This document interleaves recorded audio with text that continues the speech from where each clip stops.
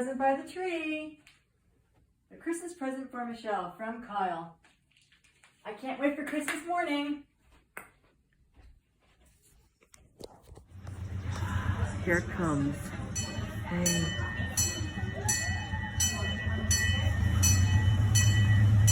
Here it comes.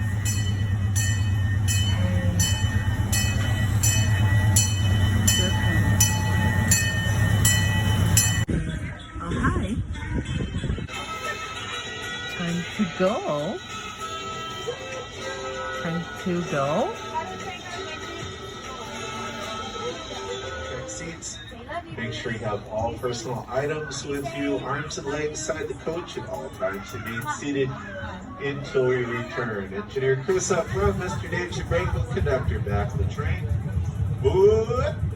Right over the park is the zoo, and that was mostly because of the fires recently, and of course now the COVID. Baby ponies ought to be open today. I'm not sure about big horses.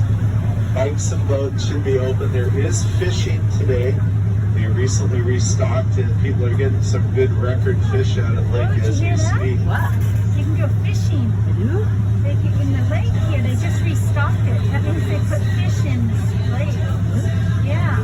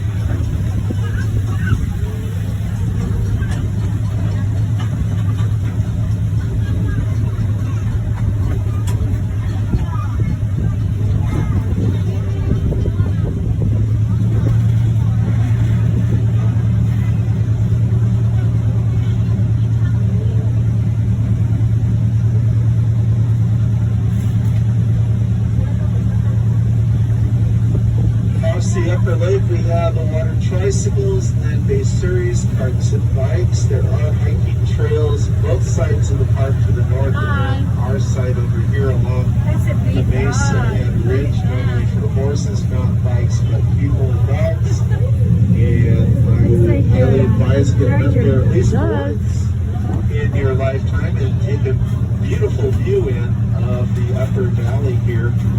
The park itself got started over 120 years ago. A land grant from the Irvine family ranch, and today we are just shy of 500 acres of open land for everyone to enjoy. The only charge to get into the park is if you bring a vehicle. If you ride your horse or ride your bike or walk in, there is no charge to visit our park, and it is usually open through the year.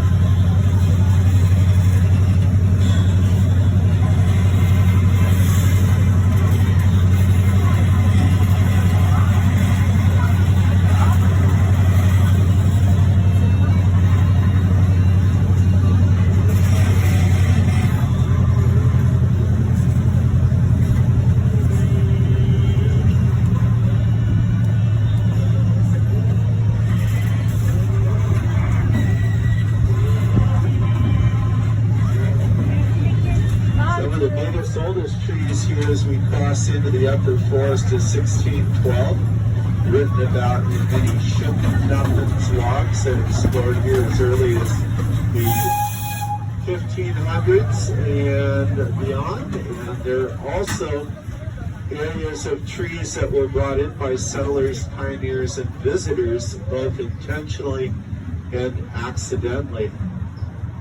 Some of the more common people that have visited here in recent history, or that is in the last several hundred years, the French, the English, the German, the Russians, and of course, people that settled America. First Nations people even planted trees like the ones we see to our left.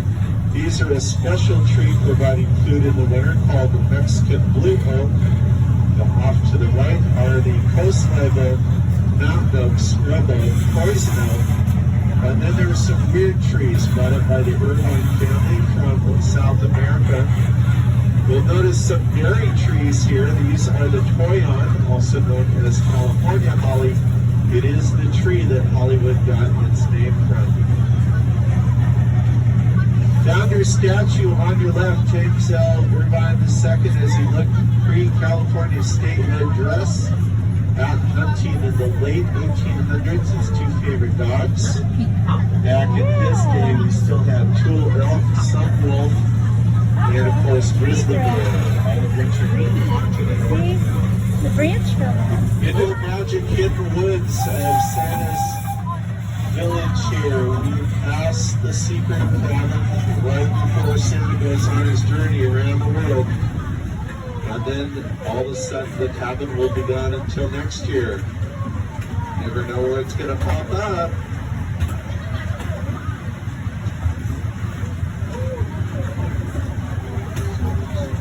It's got an extra sled and some extra reindeer hidden away back there.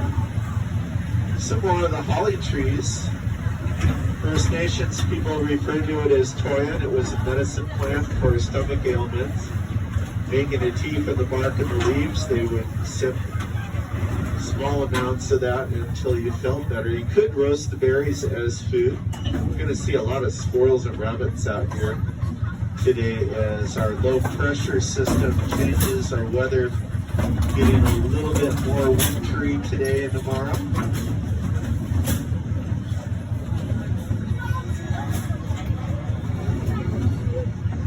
Taking a look out in the cluster of ducks out in the middle, we have some mallards. You'll notice some ducks with white beaks. Those come down from Canada and the Arctic Circle, known as North American coots. There are also some ducks out there with a white ring around their neck. And yes, those are their big boys. Gonna go through the tunnel, up ahead, arms and legs, inside the coach.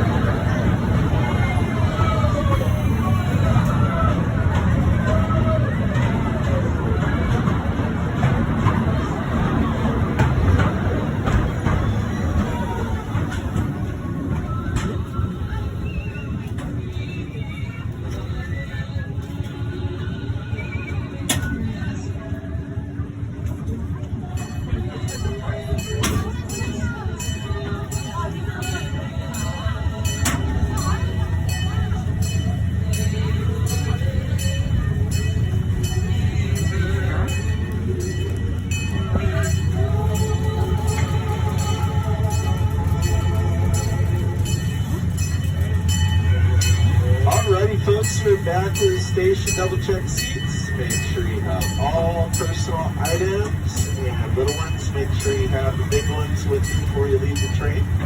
Please. Adios. Goodbye, old train. Goodbye, train. Bye, train.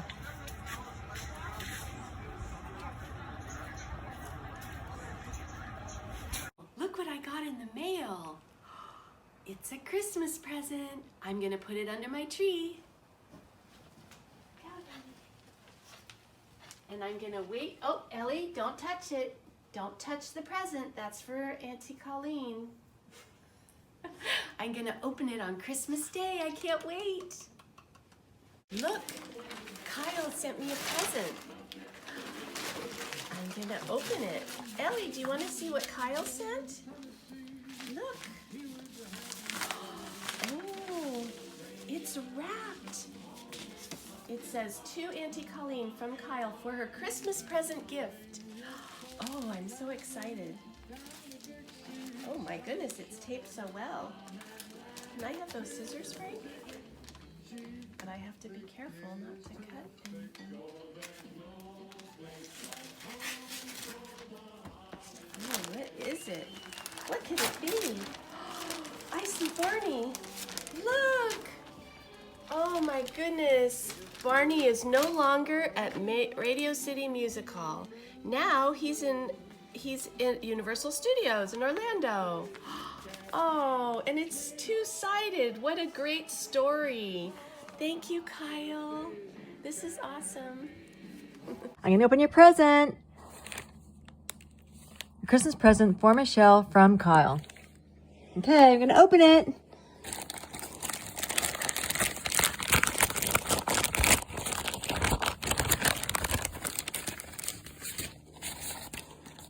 Oh, Kyle, I love it. I love the poster so much. Okay, I'm gonna go in my room. I'm gonna read the whole thing. Okay, I'll be right back. No more Barney Live in New York City. Thumbs down. Now, Barney is a day in the park with Barney in Barney's Backyard Theater. Thumbs up. Some kids like a day in the park with Barney, and some kids don't like Barney Live in New York City.